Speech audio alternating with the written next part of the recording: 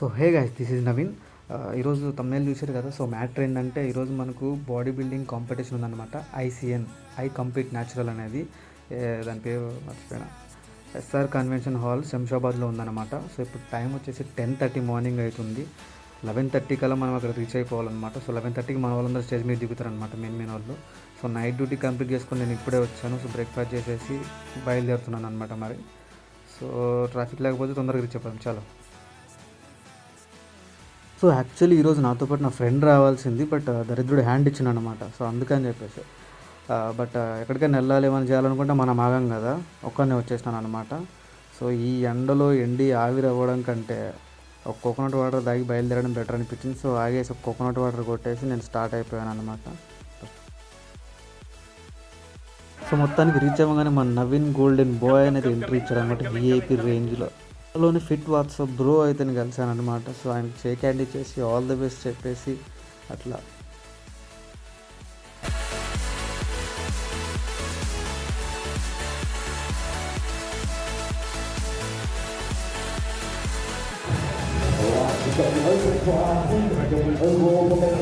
How's it, bro?